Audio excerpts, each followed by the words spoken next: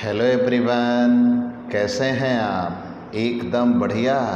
बिल्कुल ऐसे ही आप हंसते रहिए, मुस्कुराते रहिए और हाँ, पढ़ाई भी करते रहिए।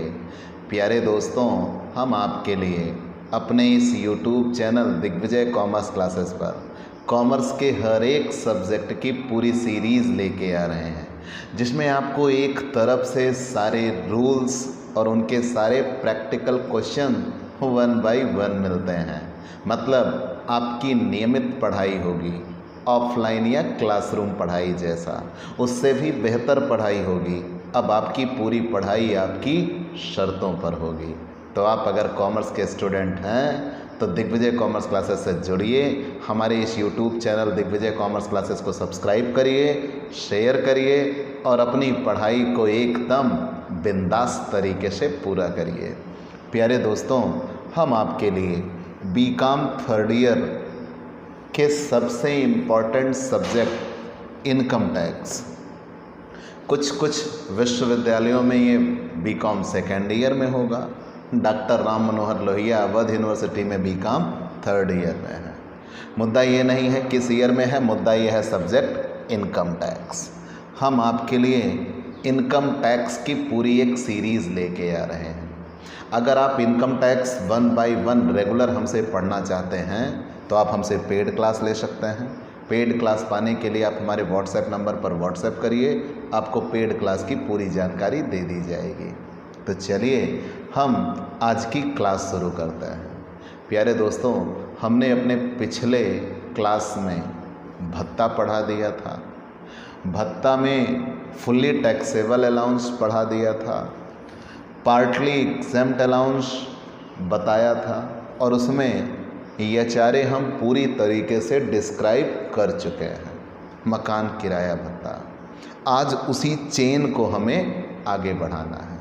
हम पढ़ रहे हैं आंशिक करमुक्त भत्ता, पार्टली एग्जेम्प्ट अलाउंस। तो जब कभी नियोक्ता अपने कर्मचारी को उस कर्मचारी द्वारा की गई सेवा के बदले में निश्चित पारिश्रमिक के अतिरिक्त जो नकद देता है उसे ही भत्ता कहते हैं। ध्यान देना, मैंने क्या कहा। जब कभी नियोक्ता अपने कर्मचारी को उस कर्मचारी द्वारा की गई सेवा के बदले में निश्चित पारिश्रमिक के अतिरिक्त जो नकद देता है वही भत्ता कहलाता है। ठीक, ये भत्ता आंशिक करमुक्त कब होगा? मान लीजिए मालिक ने दिया, कर्मचारी को दिया और जितना दिया उसमें से कुछ सीमा तक तो एग्जेम्प्ट है और बाकी कुछ सीमा तक टैक्सेबल है। तो जितना एग्जेम्प्ट है वो नहीं जुड़ेगा और जितना टैक्सेबल है वो वेतन में जुड़ेगा। तो हमें इसे अलग अलग करना होगा। क्लियर? और इनकम टैक्स का रूल ये कहता है हम एग्जेम्पशन निकाल सकते हैं। तो एग्जेम्पशन निकाल के हम घटा देंगे, जितना मिला होगा उसमें से जो शेष बचेगा वो टैक्सेबल होगा। ठीक है? तो नियम क्या बना? जब कभी मालिक ने कर्मचारी को नकद रूप से वेतन के अलावा कुछ दिया वो भत्ता कहलाएगा। और ये कुछ सीमा तक करमुक्त होगा और कुछ सीमा तक कर योग्य होगा। तो जितना करमुक्त होगा उतना छोड़ देंगे और जितना टैक्सेबल होगा उतना वेतन में जोड़ देंगे। उन्हें ही आंशिक करमुक्त भत्ता कहा जाता है, पार्टली एग्जेम्प्ट अलाउंस कहता है। ठीक है? उसमें भी पहला हम बता चुके हैं मकान किराया भत्ता, कि जब कभी मालिक अपने कर्मचारी को मकान किराए पर लेने के लिए पैसा देता है तो उसे मकान किराया भत्ता कहते हैं, हाउस रेंट अलाउंस कहता है। इसके पूरे रूल्स हम आपको पिछली क्लास में बता चुके हैं। ठीक है? आइए हम आज आपके लिए उसके आगे चेन लेके चलते हैं। ठीक है? मकान किराया भत्ता के आगे हम चलते हैं। आंशिक करमुक्त भत्तों में पहला तो है मकान किराया भत्ता। ध्यान देना, आंशिक करमुक्त इन्हें क्यों कहा जाता है? क्योंकि ये ना तो पूरे टैक्सेबल होंगे और ना ही पूरे एग्जेम्प्ट होंगे। मतलब ये दिए गए होंगे, उसमें से कुछ टैक्सेबल होंगे, कुछ एग्जेम्प्ट होंगे। इसीलिए इनको क्या कहा जाता है? पार्टली। ध्यान देना, ये हाफ तो नहीं है। बच्चे जनरली ये सोचते हैं पार्टली मतलब आधा। पार्टली मतलब आधा नहीं होता, थोड़ा होता है। मतलब कुछ कर मुक्त होगा, कुछ कर योग्य होगा। अब हमें ये नहीं पता होगा, वो क्वेश्चन की दशाएं परिस्थितियां बताएंगी कि कितना एग्जेम्प्ट होगा और कितना टैक्सेबल होगा। ठीक है, तो मकान किराया भत्ता, जब कभी मालिक कर्मचारी को मकान किराए पर लेने के लिए पैसा दे और कर्मचारी किसी मकान में जाके फिर रहे, ध्यान देना, जब कभी मालिक कर्मचारी को मकान किराए पर लेने के लिए पैसा देता है तो उसे ही मकान किराया भत्ता कहते हैं। इसके संबंध में नियम हम पीछे पढ़ा चुके हैं, वो आप जान चुके हैं कि अगर मकान किराए पर लेने के लिए पैसा दिया जाता तो उसे मकान किराया भत्ता कहते हैं। ये पूरा कर योग्य होता है।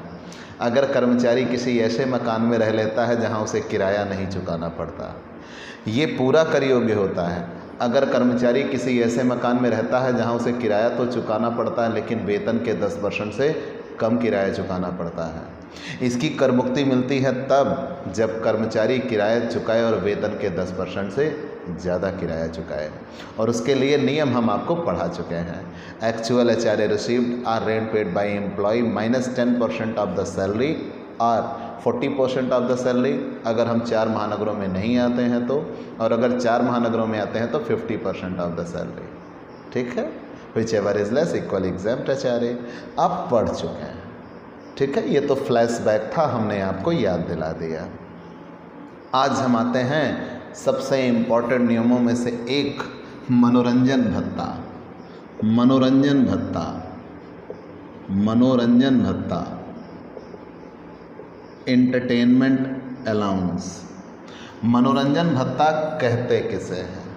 ध्यान देना, मनोरंजन भत्ता, एंटरटेनमेंट अलाउंस किसे कहा जाता है? एक तरफ से आते हैं, जानते हैं। एंटरटेनमेंट अलाउंस, मनोरंजन भत्ता को नाम क्या दिया जाता है? Entertainment, entertainment allowance. इसका एक नाम और है भैया, आदर सत्कार भत्ता। नहीं तो कहीं आदर सत्कार लिखा हो और कहिएगा सर ने ना बताया, तो आप जानते रहिए मनोरंजन भत्ता को ही दूसरा नाम क्या दिया जाता है? आदर सत्कार भत्ता। तो पहले ये जानिए ये होता क्या है, दिया क्यों जाता है, और फिर आप इसकी कर योग्यता पर रखिएगा। ठीक है, एंटरटेनमेंट अलाउंस, जब कभी आप किसी संस्था में काम पर लगे हो तो आपको उस संस्था के कार्य से संबंधित किसी दूसरी संस्था के कर्मचारियों से मिलना भी पड़ता होगा, उनसे आपको मीटिंग आदि करनी होती होगी। तो जब आप उनसे मीटिंग करने के लिए जाते हो तो ये मीटिंग वगैरह होटल वगैरह में ऑर्गेनाइज होती होंगी, कॉफ़ी शॉप पे आजकल तो प्रचलन में है। तो आप उनके खाने पीने के लिए, उनके आदर सत्कार के लिए, मनोरंजन के लिए उनके ऊपर कुछ खर्च करते होंगे। ध्यान देना, उनके ऊपर आप कुछ खर्च करते होंगे। उस खर्चे की पूर्ति के लिए आपके मालिक द्वारा ये आपको नकद दिया जाता है, उसे ही एंटरटेनमेंट अलाउंस कहते हैं, मनोरंजन भत्ता कहते हैं। Confirm, definition clear. मैंने ये कहा कि जब अपनी नौकरी से संबंधित हम किसी दूसरी संस्था के कर्मचारी से मीटिंग आदि के लिए जाते हैं और हम उसके आवभगत पर, उसको खिलाने पिलाने के लिए, उसके मनोरंजन के लिए कुछ खर्च कर देते हैं, तो उस खर्चे की पूर्ति के लिए हमारे मालिक द्वारा हमें नकद पैसा दिया जाता है, वही मनोरंजन भत्ता कहलाता है, आदर सत्कार भत्ता कहलाता है। अब बड़े दिलचस्प नियम आने वाले हैं। अब नियम मैं चाहूँगा मैं इसे कुतर कुतर के पढ़ाऊँगा आपको। कैसे? बड़े दिलचस्प नियम क्यों कहा मैंने? भाई ये बताओ, हम किसी दूसरी संस्था के कर्मचारी से मीटिंग करने के लिए गए, ऑफिशियल वर्क बनता है। जब हम मीटिंग करने के लिए गए, हमने उसके ऊपर खर्च कर दिया, हमें मालिक ने पैसा दिया, तो हमने खर्च कर दिया, तो इसमें मेरा क्या फ़ायदा? लेकिन मुद्दा ये है, ये सर्वप्रथम कर्मचारी के लिए कर योग्य मानकर उसके वेतन में जोड़ दिया जाएगा। ध्यान देना कि जब कभी आपको एंटरटेनमेंट अलाउंस मिलता है तो सर्वप्रथम आपके वेतन में जोड़ दिया जाएगा, पूरा पूरा कर योग्य मानकर। पूरी बात समझ में आई? मनोरंजन भत्ता सर्वप्रथम पूरा कर योग्य मानकर आपके वेतन में जोड़ दिया जाएगा।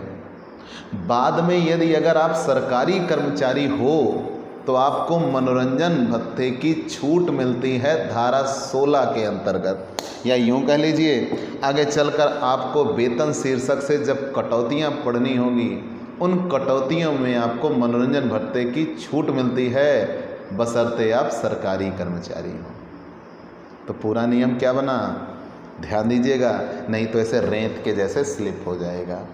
तो मैंने ये कहा कि जब कभी आप किसी दूसरी संस्था के कर्मचारी से मीटिंग आदि के लिए जाएं, जब कभी आप किसी दूसरी संस्था के कर्मचारी से मीटिंग आदि के लिए जाएं तो उनके आवभगत पर खर्च करने के लिए आपके मालिक द्वारा आपको नकद रूप से दिया जाएगा कि आप उनके आवभगत पर आदर सत्कार पर खर्च करिएगा, और वो मिलने वाली नकद राशि ही आपके लिए मनोरंजन भत्ता कहलाती है, एंटरटेनमेंट अलाउंस कहलाती है। अब यहाँ नियम ये बनता है कि मान लीजिए मुझे पैसे मिले और मैं ना खर्च करूँ तो राजेंद्र ने हमसे पूछा कि मान लीजिए हमें मनोरंजन भत्ता मिला और मैं उनको ना खिलाऊं, तो बात ये नहीं है कि आपने खिलाया कि नहीं खिलाया, इनकम टैक्स ये नहीं देखता। चाहे तुम कम खर्च करो, चाहे तुम ज़्यादा खर्च करो, चाहे बिल्कुल भी ना खर्च करो, कोई फ़र्क नहीं पड़ता। इनकम टैक्स ये कहता है आपके मालिक ने आपको दिया था, दैट्स इट, आपके लिए टैक्सेबल आपके वेतन में जोड़ दिया जाएगा।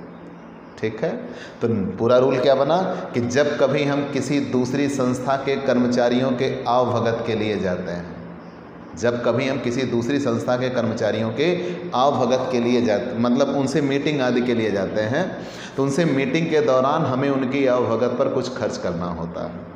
तो जब हमें उनकी आवभगत पर कुछ खर्च करना होता है तो उस खर्च को करने के लिए हमारे मालिक द्वारा हमें नकद सहायता दी जाती है, और ये नकद सहायता ही मनोरंजन भत्ता कहलाती है, एंटरटेनमेंट अलाउंस कहलाती है।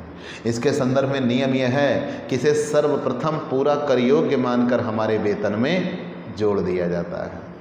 इसे सर्वप्रथम पूरा कर योग्य मानकर हमारे वेतन में जोड़ दिया जाएगा। और बाद में ध्यान देना, मैंने नियम क्या, बाद में अगर हम सरकारी कर्मचारी हैं तो हमें वेतन शीर्षक से दी जाने वाली कटौतियाँ धारा 16 की उपधारा 2 के अंतर्गत हमें इसकी छूट मिल जाती है, लेकिन कितनी, उसके लिए नियम पढ़ना है। तो पूरा नियम क्या बना, अगर किसी कर्मचारी को दूसरी संस्था के कर्मचारियों से मीटिंग आदि के लिए जाने पर उनके आदर सत्कार के ऊपर खर्च करने के लिए मालिक द्वारा नकद पैसे मिलते हैं तो ये एंटरटेनमेंट अलाउंस कहलाता है, और ये पहले फुल्ली टैक्सेबल मानकर कर्मचारी के वेतन में जोड़ दिया जाएगा। ठीक है, चलिए मान लिया। तो नियम तो आपने जान लिया कि फुल्ली टैक्सेबल मानकर वेतन में जोड़ देते हैं, लेकिन इसकी एग्जेम्पशन कैसे मिलती है ये बताते हैं आपको। तो computation of exempt, computation of exempt entertainment allowance, exempt entertainment allowance, entertainment allowance. तो computation of exempt entertainment allowance for the assessment year 2020-2021। यहाँ नियम है actual entertainment allowance received, actual entertainment allowance received, मतलब जितना मनोरंजन भत्ता मिलता है वो एक्चुअल एंटरटेनमेंट अलाउंस रिसीव्ड। ठीक है, actual entertainment allowance received or 20% of the basic salary. मैं यहाँ चाहता तो आपके लिए सिर्फ सैलरी लिखता, जब मैं सैलरी लिखता तो मुझे बाहर लिखना पड़ता मीनिंग ऑफ सैलरी क्या होगा, लेकिन इसी बात के समाधान के लिए मैंने यहाँ लिख दिया 20% ऑफ द बेसिक सैलरी, और हम चाहें तो यहाँ 1/5 भी लिख सकते हैं, बात तो वही होती है। 20% of the basic salary or maximum 5,000, maximum 5,000, मतलब अधिकतम कर मुक्ति कितनी मिल सकती है 5,000, और which ever is less, which ever is less equal exempt, which ever is less equal exempt entertainment. मतलब मनोरंजन भत्ते की अधिकतम कर मुक्ति कितनी मिल सकती है? 5,000, उससे ज़्यादा नहीं मिल सकती। Entertainment allowance. तो पूरा नियम, जितना मनोरंजन भत्ता आपको मिला होगा सर्वप्रथम, चाहे आप सरकारी कर्मचारी होंगे और चाहे आप प्राइवेट कर्मचारी होंगे, आपके वेतन में सर्वप्रथम जोड़ दिया जाएगा।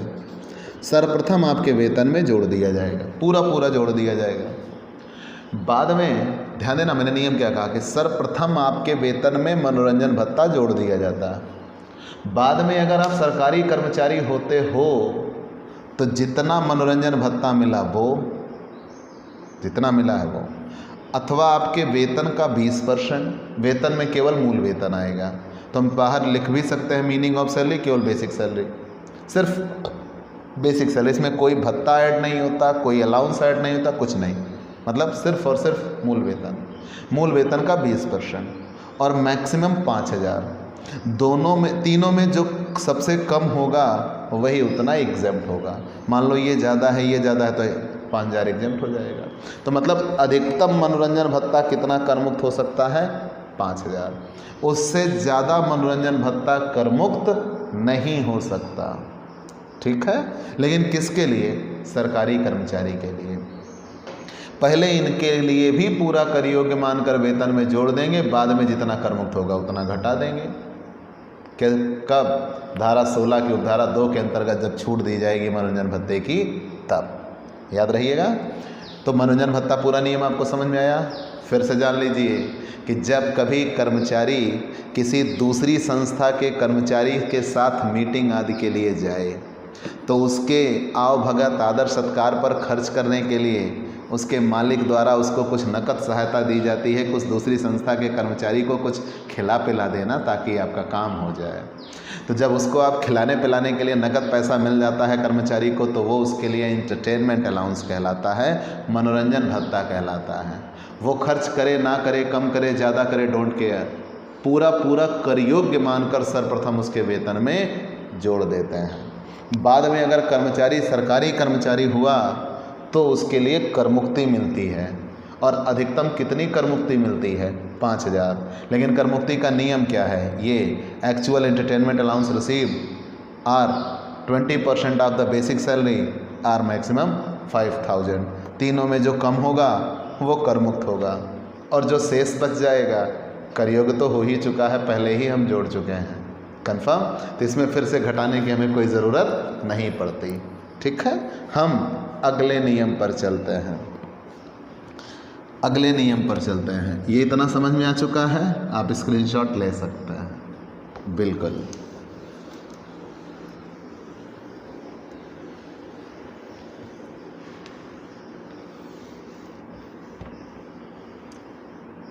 कुछ ऐसे खर्चे होते हैं, जैसे हम ऑफिस टाइम में हैं, ऑफिस के काम के लिए हमें कुछ पैसे मिलते हैं, वो तो फॉर ऑफिशियल यूज होता है।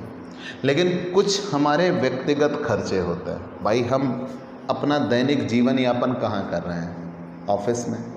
अगर हम मालिक के यहाँ काम कर रहे हैं तो हमारे कुछ व्यक्तिगत खर्चे बनते हैं। जैसे मान लो हमारा लड़का पढ़ रहा हो, उसकी फ़ीस देनी है, हमारा बच्चा हॉस्टल में रहता है, उसका फ़ी देना है, या मान लीजिए हम किसी ऐसी जगह पे नौकरी चले गए जहाँ पिछड़ी जातियाँ वगैरह निवास करती हैं वहाँ, या हमारे खुद के घर आने जाने का भाड़ा देना पड़ता है।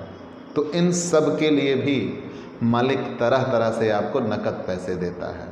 तो ध्यान देना, आपके दो खर्चे होते हैं। एक वो जो फॉर ऑफिशियल यूज होते हैं, मतलब आप ऑफिस में हो और ऑफिस के काम के लिए आपको खर्च करना पड़ेगा। ध्यान देना, मेरे सेंटेंस समझिए, आप ऑफिस में हो और आपको ऑफिस के काम के लिए खर्च करना पड़ेगा, तो उन्हें फॉर ऑफिशियल यूज कहते हैं और वो एग्जाम्पशन में आता है, ठीक है। लेकिन कुछ खर्चे ऐसे भी होते हैं कि जो आपके पर्सनल यूज़ के लिए दिए जाते हैं, ठीक है। आपके निजी खर्चे हैं लेकिन आपके मालिक ने उसके लिए आपको नकद पैसा दिया, तो उन्हें व्यक्तिगत व्ययों की पूर्ति के लिए नियोक्ता द्वारा प्राप्त राशि कहते हैं। ठीक है ना। तो आप ऐसे कह सकते हो, व्यक्तिगत व्ययों की पूर्ति के लिए विशेष भत्ते, व्यक्तिगत व्ययों की पूर्ति के लिए, व्यक्तिगत व्ययों की पूर्ति के लिए विशेष भत्ते, मतलब ये वो विशेष भत्ते होंगे जो आपके निजी खर्चों की पूर्ति के लिए दिए गए होंगे। मतलब खर्च आपका है, उस खर्च को पूरा करने की नैतिक जिम्मेदारी आपकी है, लेकिन आपको उस खर्चे को पूरा करने के लिए आपके मालिक से नकद सहायता मिलती है, तो उसे ही व्यक्तिगत व्ययों की पूर्ति के लिए विशेष भत्ते कहते हैं, special allowances for personal expenses. ठीक है। तो व्यक्तिगत व्ययों की पूर्ति के लिए मिलने वाला विशेष भत्ता इसे कहा जाता है। कौन कौन से हैं, चलिए देखते हैं। तो व्यक्तिगत व्ययों की पूर्ति के लिए मिलने वाला विशेष भत्ता, चलिए एक तरफ से देखते हैं। सबसे पहले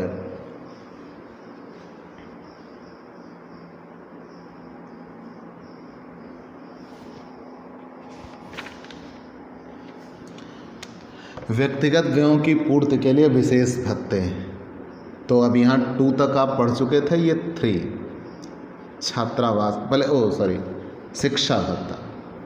ठीक है ना, शिक्षा भत्ता, एजुकेशन अलाउंस, शिक्षा भत्ता, एजुकेशन अलाउंस, एजुकेशन अलाउंस, शिक्षा भत्ता। शिक्षा भत्ता के बाद आपको मिलेगा छात्रावास भत्ता, हॉस्टल अलाउंस, छात्रावास भत्ता, हॉस्टल अलाउंस।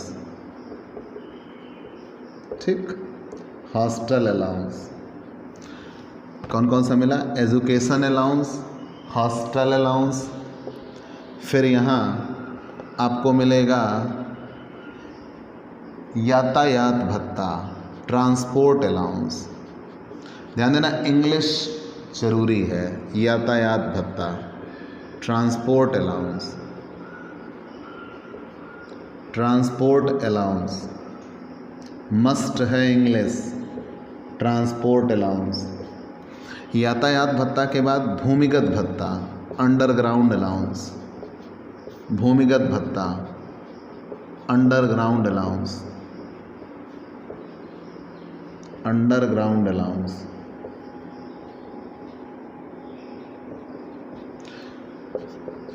जनजाति क्षेत्र भत्ता, जनजाति क्षेत्र भत्ता, tribal area allowance, tribal area allowance. ठीक है, ट्राइबल एरिया अलाउंस। एक परिवहन संस्था में कार्यरत कर्मचारियों को विशेष भत्ता,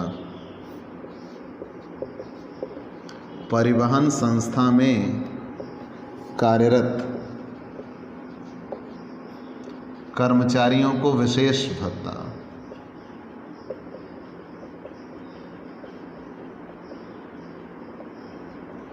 ठीक, इसे हम स्पेशल अलाउंस कहते हैं for running employees, special allowance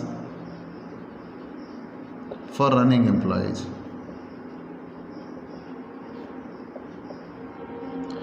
और कुछ विशेष भत्ते भी हैं जिनको हमें यहाँ पढ़ना होगा, जानना होगा। जब उनकी ज़रूरत पड़ेगी हम उनको आपको बता देंगे, विशेष भत्ते। ठीक है, हम एक तरफ से जानते हैं।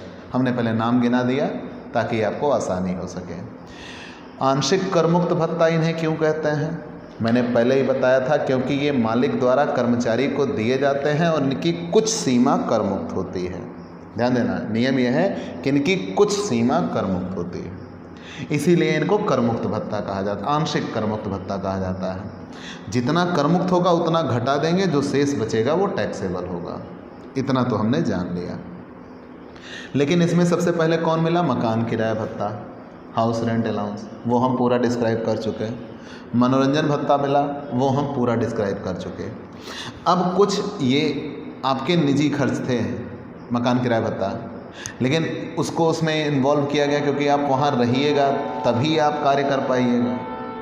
भाई उसको वहाँ ये इन्वॉल्व किया गया कि आप वहाँ रहिएगा तभी ये कार्य कर पाइएगा, नहीं तो आप कार्य नहीं कर पाइएगा, तो इसलिए उसको भी छोड़ देते हैं। लेकिन कुछ ऐसे खर्चे होते हैं, आपके निजी खर्चे होते हैं जो आपको देने हैं, लेकिन आपके उन निजी खर्चों को पूरा करने के लिए भी मालिक आपको कुछ नकद पैसे दे देता है।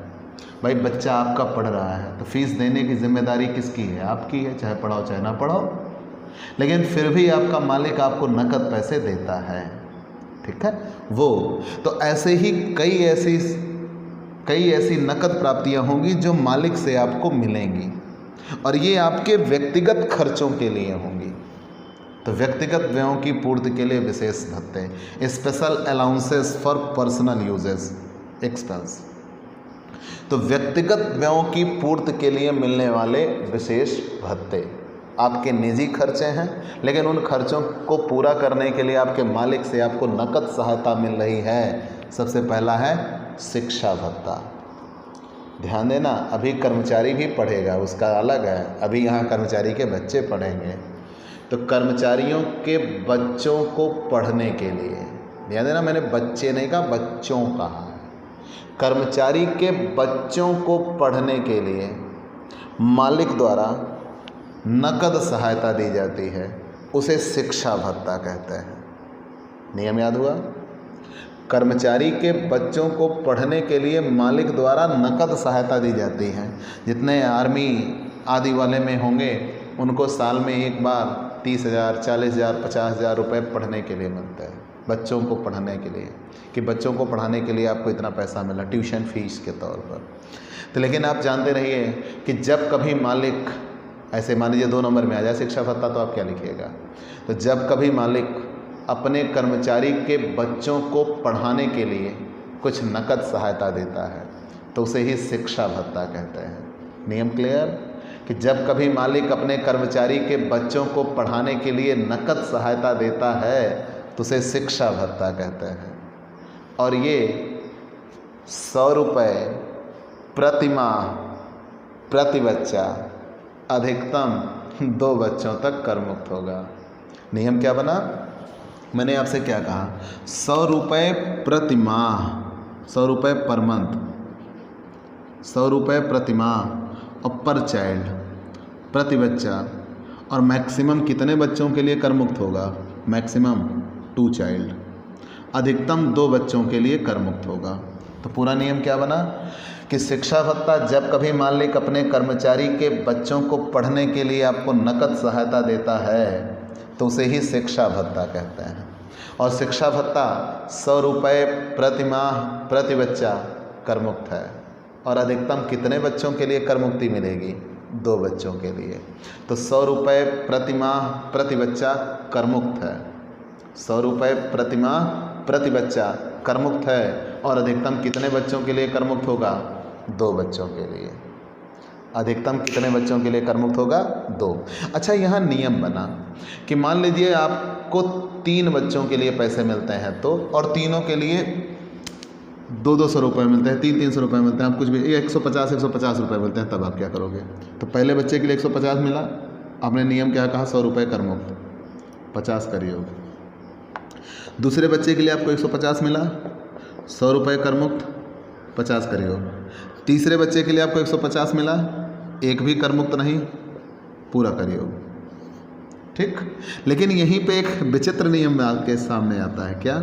अगर 50-50 रुपये मिले तो आप याद रखना, पहले बच्चे के लिए 50 रुपये पूरा कर मुक्त, दूसरे बच्चे के लिए 50 रुपये पूरा कर मुक्त, तीसरे बच्चे के लिए 50 रुपये पूरा करिए।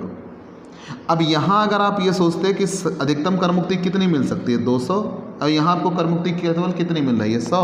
50 रुपये तो करिए हो गए, क्योंकि ये तीसरे बच्चे का है। तो ये आप ऐसे ही निकालिएगा, 100 रुपये प्रति माह प्रति बच्चा कर मुक्त होता है। और अधिकतम कितने बच्चों के लिए कर मुक्ति मिलेगी? 2 बच्चों के लिए। ठीक है। तो आप ऐसे निकालना भाई, आप टोटल से नहीं निकालना कि एक बच्चे के लिए 100 रुपये कर मुक्त, 2 बच्चे के लिए 200 रुपये कर मुक्त, तो 200 रुपये कर मुक्त है, नहीं तो यहाँ तो आप पूरा कर मुक्त कर जाते, गलत हो जाता है।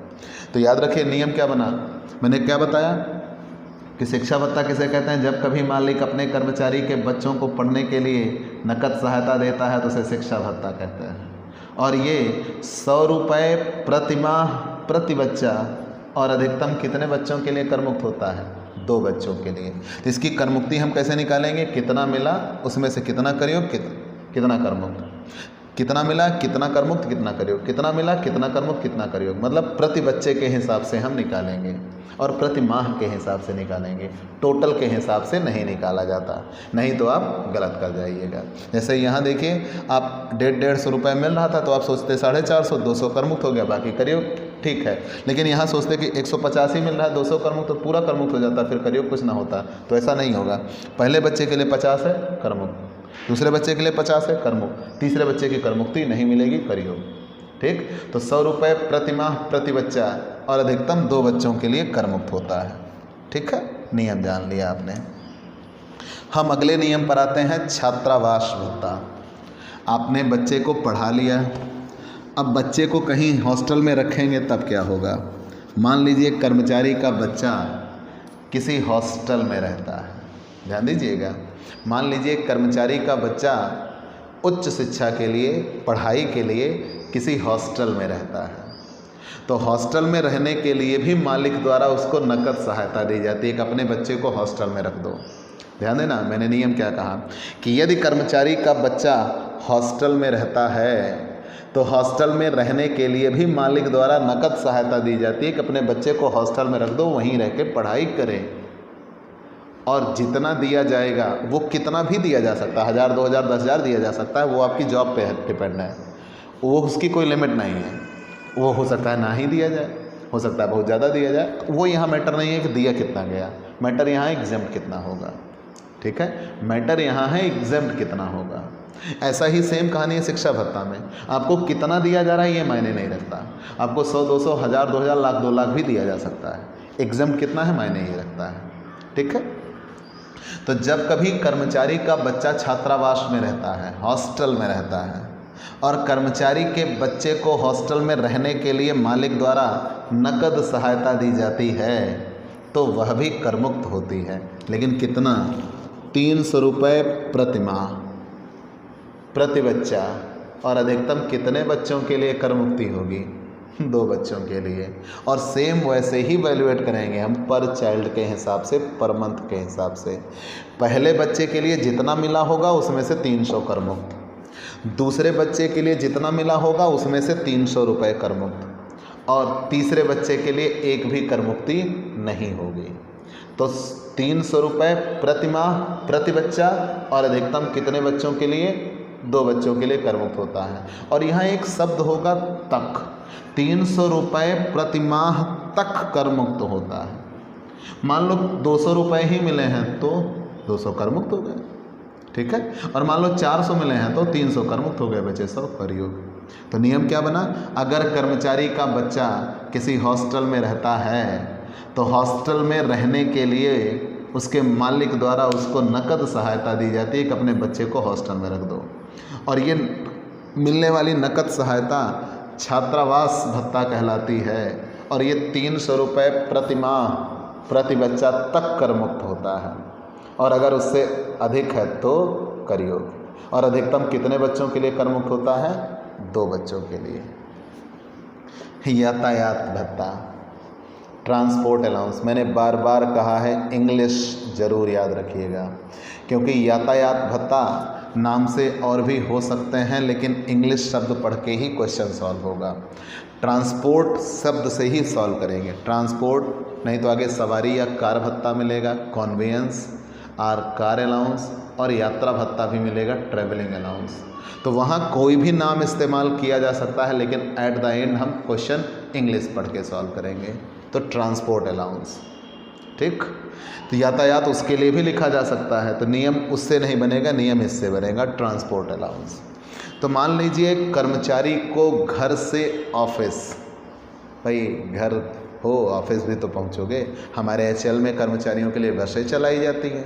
तो जब बसें चलाई जाती हैं, ऐसी बहुत सी कंपनियां होंगी जो अपने कर्मचारियों को लाने ले जाने के लिए बस की सुविधा देते हैं, लेकिन वो फैसिलिटी है, अनुलाभ, यहाँ नकद पैसा दिया जाएगा। तो कर्मचारी को घर से ऑफिस और ऑफिस से घर आने जाने के लिए जब मालिक द्वारा नकद सहायता दी जाए। भैया नौकरी कर रहे हो, हम आपको वेतन दे रहे हैं, क्या इसके लिए हम जिम्मेदार हैं? नहीं है। तो इसीलिए कहा गया ना कि आपके व्यक्तिगत खर्चे होंगे, personal uses, personal use expenses हैं, लेकिन आपका मालिक आपको दे रहा है। तो जब कभी मालिक कर्मचारी को घर से ऑफिस, ऑफिस से घर आने जाने के लिए नकद सहायता देता है तो उसे ट्रांसपोर्ट अलाउंस कहते हैं, यातायात भत्ता कहते हैं। ये सारे 2 नंबर के क्वेश्चन बनते हैं, ठीक है। मैंने कहा था ना 50-55 भत्ते होंगे और सारे याद करने होंगे। तो ट्रांसपोर्ट अलाउंस, तो कर्मचारी को घर से ऑफिस और ऑफिस से घर आने जाने के लिए मालिक द्वारा नकद सहायता दी जाती है, उसे ट्रांसपोर्ट अलाउंस कहते हैं, यातायात भत्ता कहते हैं। नियम क्लियर? कर्मचारी को घर से ऑफिस, ऑफिस से घर आने जाने के लिए नकद सहायता दी जाती है, उसे ट्रांसपोर्ट अलाउंस कहते हैं, यातायात भत्ता कहते हैं। कर मुक्ति का नियम क्या है?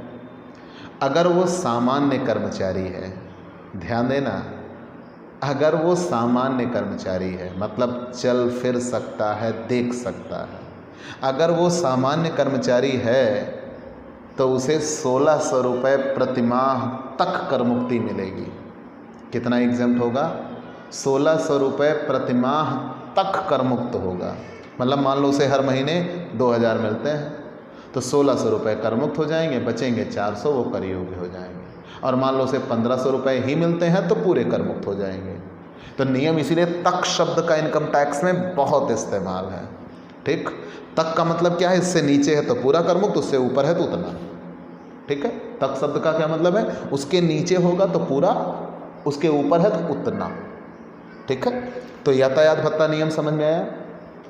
जब कभी कर्मचारी घर से ऑफिस, ऑफिस से घर आने जाने के लिए मालिक द्वारा कुछ नकद प्राप्त करे तो उसे ही यातायात भत्ता कहते हैं, ट्रांसपोर्ट अलाउंस कहते हैं। और ये कर्मचारी अगर सामान्य कर्मचारी है जो चल फिर सकता है, देख सुन सकता है, तो उस कर्मचारी को मिलने वाले भत्तों में से, मतलब इसमें अंधा, लूला, लंगड़ा तक शब्द लिखा है बुक में आदि ना हो तो वो सामान्य कर्मचारी की कैटेगरी में आएगा और 1600 रुपये प्रतिमाह तक कर मुक्त होगा। और अगर अंधा, लूला, लंगड़ा में आता है तो 3200 रुपये प्रतिमाह तक कर मुक्त होगा, उससे अधिक होने पर कर योग्य होगा। क्यों?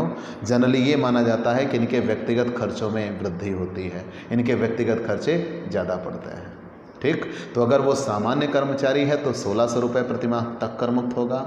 अगर वो अंधा या अपंग है तो 3200 रुपये प्रतिमाह तक कर मुक्त होगा, उससे ज़्यादा होगा तो कर योग्य, transport allowance. Clear? Underground allowance, उलझाने का दिल कर रहा है आपको, चलिए उलझाते हैं। भूमिगत भत्ता, अंडरग्राउंड अलाउंस। अंडरग्राउंड अलाउंस क्या है? ये ज़मीन के अंदर काम करने के लिए दिया जाता है, ठीक है। अंडरग्राउंड अलाउंस ज़मीन के अंदर काम करने के लिए दिया जाता है, जैसे कोयला निकालने वाले, तेल निकालने वाले या अन्य कोई जो ज़मीन के अंदर कार्य करते हैं, मान लिया। और सामान्य कर्मचारियों के लिए 800 रुपये प्रतिमाह तक कर मुक्त होता है। तो अंधे अपंग के लिए कितना कर मुक्त होगा? Just double. कहाँ जा रहे हो? अरे बेटा, कोई अंधा या अपंग ज़मीन के अंदर काम करेगा? मैंने सामान्य शब्द बोल दिया और आप उलझ गए। नहीं नहीं नहीं नहीं, यहाँ सिर्फ है सामान्य और वो अंधा अपंग की बात की गई। यहाँ कोई अंधा अपंग थोड़ी नौकरी पाएगा। तो ज़मीन के अंदर काम करने वाले कर्मचारियों को जो कोयला आदि निकालते हों, अगर उनको भत्ता मिलता है तो उसे भूमिगत भत्ता कहते हैं। और ये 800 रुपये प्रतिमाह तक कर मुक्त होता है। कितना? 800 रुपये प्रतिमाह तक कर मुक्त होता है। उससे अधिक जितना होगा वो कर योग्य होगा, उसे अंडरग्राउंड अलाउंस कहते हैं, ठीक है। चाहे जितना मिले उसमें से 800 रुपये तक कर मुक्त होगा। अगर 600 मिला तो पूरा कर मुक्त, अगर 900 मिला तो 800 कर मुक्त, 100 कर योग्य। आगे बढ़ते हैं। Tribal area allowance. Tribal area कहते किसे हैं?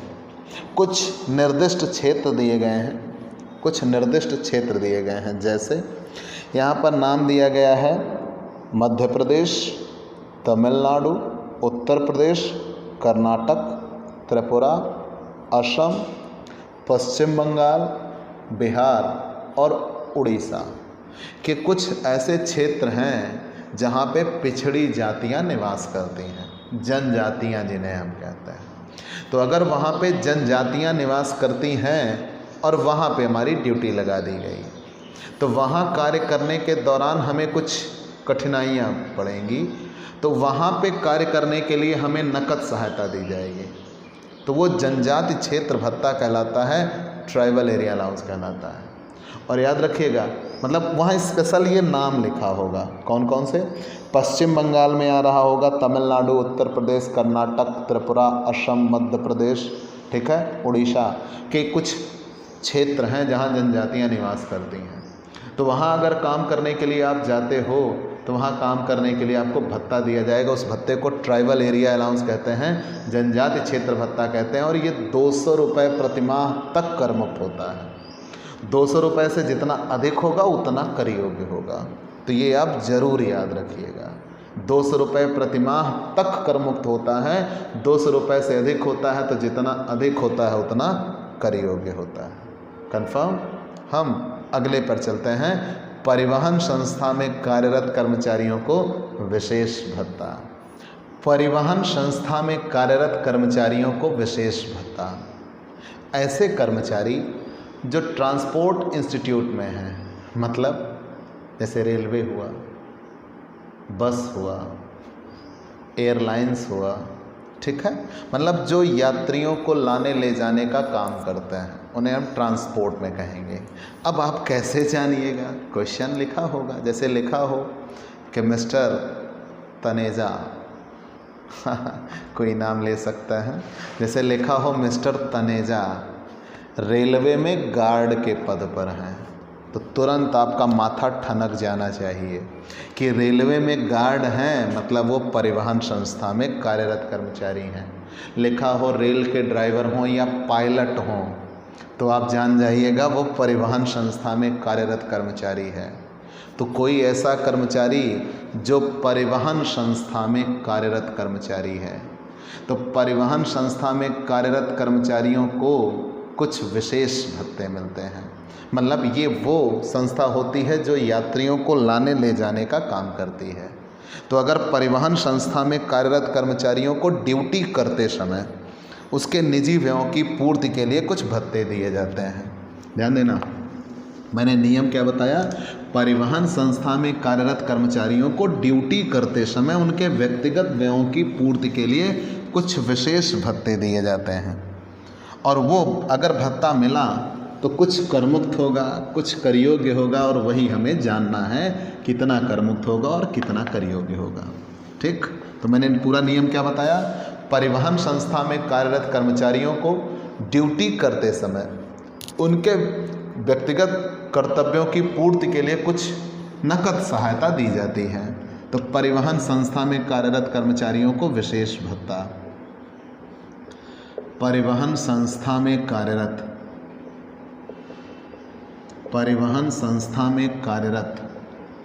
कर्मचारियों को कुछ विशेष भत्ता। परिवहन संस्था में कार्यरत कर्मचारियों को कुछ विशेष भत्ता। तो जो परिवहन संस्था में कार्यरत कर्मचारी हैं उनको ही मिलेगा, किसी अन्य को नहीं मिलेगा। तो मैंने क्लियर कट के आपसे बताया कि परिवहन संस्था में कार्यरत कर्मचारियों को कुछ विशेष भत्ता मिलता है। ये वो भत्ता है जो परिवहन संस्था में कार्यरत कर्मचारियों को दिया जाता है। मतलब जो ट्रांसपोर्ट एक्टिविटीज़ में शामिल हैं, जो यात्रियों को एक स्थान से दूसरे स्थान तक ले जाती हैं, उन संस्थाओं में इनकी नौकरी है। रेलवे, एयरलाइंस, या कह लीजिए बस ट्रांसपोर्ट के, ट्रक भी आप जोड़ लीजिए इसमें। तो मतलब जो ट्रांसपोर्ट संस्थाओं में हैं, अगर उनमें ये काम करते हैं तो कार्य करने के दौरान उनके ड्यूटी पर कुछ दैनिक खर्चे होंगे, व्यक्तिगत खर्चे होते होंगे, उनकी पूर्ति के लिए विशेष भत्ता दिया जाता है। तो इसके संदर्भ में नियम क्या है तो मैंने बता दिया, उतना आप लिखिएगा। ऐसे प्राप्त भत्ते का 70%, ऐसे प्राप्त भत्ते का 70%, मतलब जितना आपको भत्ता मिलेगा 70% of the allowance received, 70% of the allowance received, ऐसे प्राप्त भत्ते का 70%, मतलब ड्यूटी पर कार्यरत, ध्यान देना, परिवहन संस्था में कार्यरत कर्मचारियों को ड्यूटी करते समय कुछ विशेष भत्ता मिलेगा। तो जो विशेष भत्ता मिलेगा जितना वो मिलेगा उसका 70%, ठीक है। तो परिवहन संस्था में कार्यरत कर्मचारियों के लिए विशेष भत्ता, तो उस प्राप्त विशेष भत्ते का 70%, अथवा और 10,000 पर मंथ 10,000 रुपये प्रति माह, तो साल भर में 1,20,000 हो जाएगी। विच एवर इज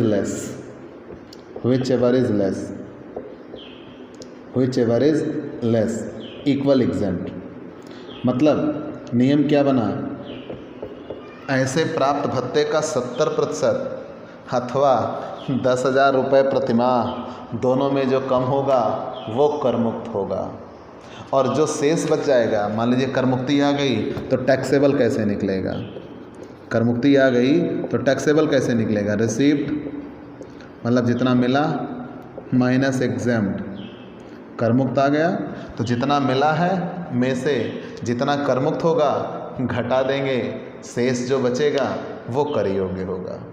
जितना मिला है में से जितना कर मुक्त है वो घटा देंगे, तो जो शेष बचेगा वही उतना क्या हो जाएगा, कर योग्य हो जाएगा, मतलब रिसिप्ट माइनस एग्जेम्प्ट। कर मुक्त निकल के आ जाएगा ऐसे प्राप्त भत्तों का 70% अथवा 10,000 रुपये प्रति माह, दोनों में जो कम होगा कर मुक्त होगा, ठीक। मतलब ये है कि इसके 70% से ज़्यादा कर मुक्ति नहीं मिलती, 30% पे टैक्सेबल हो जाएगा, ठीक है। आगे बढ़ते हैं। कुछ विशेष भत्ते हैं जो जैसे सशस्त्र सैनिकों आदि को दिया जाता है, उसके लिए कुछ आपको नियम पढ़ने होंगे। जैसे विशेष क्षतिपूरक भत्ते हैं, जैसे दूरस्थ बस्ती भत्ता, अशांत जलवायु में कार्यरत काम करने के लिए विशेष भत्ता।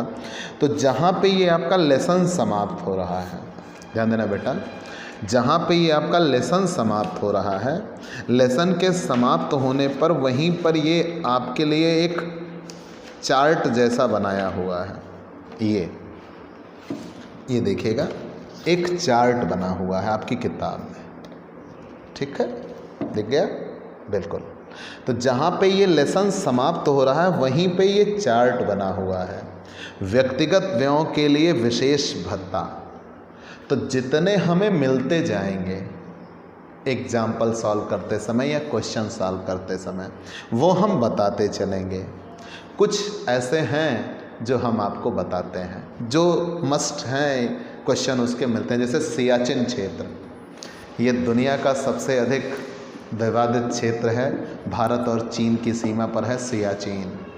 तो सियाचिन में अगर कोई सैनिक कार्य कर रहा है तो वहाँ भाई जैसे आर्मी वाले काम करते होंगे, तो वहाँ उनको भत्ता दिया जाता है।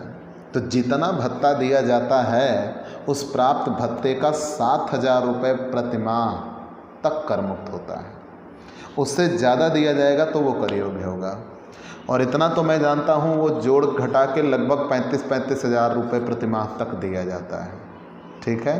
तो 7,000 रुपये प्रति माह तक कर मुक्त होता है, उससे अधिक होगा तो कर योग्य होगा, ठीक है। तो अगर कोई सैनिक सियाचिन, प्लेस का नाम लिख दिया गया बस सियाचिन, तुरंत आप जान जाइएगा 7,000 रुपये तक कर मुक्त, उससे ज़्यादा कर योग्य। अगर कोई कर्मचारी समुद्र तल से अधिक ऊंचाई वाले स्थान पे कार्य कर रहा है, समुद्र तल से अधिक ऊंचाई वाले स्थान पे कार्य कर रहा है, जो समुद्र तल से 1,000 मीटर या उससे अधिक ऊंचा है, तो अगर समुद्र तल से 1,000 मीटर या उससे अधिक ऊंचाई पर कार्य कर रहा है तो जितना भत्ता उसको मिलेगा वो 300 रुपये प्रति माह तक कर मुक्त होगा, उससे अधिक कर योग्य होगा। ये वो टॉपिक हैं जो क्वेश्चन एग्जाम में आ चुके हैं। मैंने क्या कहा, अगर समुद्र तल से अधिक ऊंचाई है, कितनी, 1,000 मीटर से ज़्यादा ऊंचाई। अब हम नापेंगे कैसे, किसी स्टेशन पे जाइए तो उस स्टेशन का नाम लिखा रहता है और तुरंत उसके नीचे लिखा रहता है समुद्र तल से उसकी ऊँचाई कितनी है। तो अगर उसकी ऊंचाई समुद्र तल से 1,000 मीटर से ज़्यादा है, 1,000 मीटर से ज़्यादा है, तो वहाँ पे कार्यरत कर्मचारियों को मिलने वाला भत्ता 300 रुपये प्रति माह तक कर मुक्त होता है, उससे अधिक कर योग्य होगा। ठीक है, ऐसे ही आपको नियम मिल जाता है, जैसे विशेष पर्वतीय क्षतिपूरक भत्ता, अधिक ऊंचाई के स्थान का भत्ता, बर्फ से ढके हुए स्थान का भत्ता, पहाड़ से नीचे खिसक कर भत्ता। तब ये क्या है? ये सब एक कैटेगरी के हैं। जब ये एक कैटेगरी के हैं, मणिपुर, अरुणाचल प्रदेश, सिक्किम, उत्तर प्रदेश, इन सब के लिए नियम है 800 रुपये प्रतिमाह तक कर मुक्त होता है। कितना? 800 रुपये प्रतिमाह तक कर मुक्त होता है। ऐसे ही दिया होगा सीमावर्ती क्षेत्र भत्ता, दूरस्थ बस्ती भत्ता, कठिन क्षेत्र भत्ता, अशांत क्षेत्र भत्ता, ये 1300 रुपये प्रतिमाह तक कर मुक्त होता है। कितना? 1300 रुपये प्रतिमाह तक कर मुक्त होता है। अगर कर्नाटक के शिमोगा ज़िले में काम कर रहा है तो 300 रुपये प्रतिमाह तक कर मुक्त होता है। ठीक है, 300 रुपये प्रतिमाह तक कर मुक्त होता है। अगर 9000 से 15000 फीट की ऊंचाई पे कार्यरत है तो 1060 रुपये प्रतिमाह तक कर मुक्त होता है। और अगर 15000 फीट से अधिक ऊंचाई पर कार्यरत है तो 1600 रुपये प्रतिमाह तक कर मुक्त होता है। ठीक, और अत्यंत सक्रिय क्षेत्र क्षतिपूर्ति भत्ता जो सशस्त्र सेना के सदस्यों को दिया जाता है, पूरे भारत में दिया जाता है, वो 4200 रुपये प्रतिमाह है। और अंडमान निकोबार लक्षद्वीप समूह में अगर आप नौकरी करते हो, वहाँ आपको भत्ता दिया जाता है तो 3250 रुपये प्रतिमाह कर मुक्त होता है। लेकिन मैंने पहले ही कहा, यहाँ जो कुछ प्रमुख हैं, चुनिंदा हैं, जो हमें क्वेश्चन सॉल्व करते समय मिलेंगे, हम उन्हीं को ध्यान में रखेंगे, बाकी हम ध्यान में नहीं रखेंगे। ठीक है, जैसे समुद्र तल से 1000 मीटर ऊंचाई 300 रुपये प्रतिमाह, जम्मू कश्मीर का सियाचिन क्षेत्र 7000 रुपये प्रतिमाह, सीमावर्ती क्षेत्र भत्ता, दूरस्थ बस्ती भत्ता, कठिन अशांत क्षेत्र भत्ता 1300 रुपये प्रतिमाह, बर्फ से ढके हुए स्थान का भत्ता या विशेष पर्वतीय क्षतिपूरक भत्ता 800 रुपये प्रतिमाह। इन्हीं का उल्लेख हुआ है किताब में क्वेश्चन के लिए, और उन्हीं को आपको याद रखना है। तो आपको ये क्लास कैसी लगी हमें ज़रूर बताइएगा। आपके लाइक और कमेंट का इंतज़ार रहेगा। और आप हमसे पेड क्लास लीजिए। पेड क्लास पाने के लिए आप हमारे व्हाट्सएप नंबर पर व्हाट्सएप करिए, आपको पेड क्लास की पूरी जानकारी दे दी जाएगी, जिसमें आप थोड़े से शुल्क का भुगतान करेंगे और आपकी क्लास एकदम नियमित तौर पर चलेगी। आपको हर एक टॉपिक डिटेल से पढ़ाया जाएगा, उससे जितने रूल्स बनते हैं, प्रैक्टिकल क्वेश्चन बनते हैं, वो सारे सॉल्व कराए जाएंगे। और पीडीएफ, डाउट सेशन और एग्ज़ाम पेपर के सॉल्व पेपर, बहुत कुछ आपको मिलेगा। तो आप हमसे जुड़िए, पेड क्लास लीजिए। आज की क्लास में इतना ही। अगर आप नए जुड़े हैं तो सबसे पहले हमारे इस YouTube channel Digvijay commerce classes को सब्सक्राइब करिए, शेयर करिए, बेल आइकन दबाइए, ताकि आपको हमारे लेटेस्ट वीडियोज़ के अपडेट मिल सके। तो चलते हैं दोस्तों, बाय बाय दोस्तों।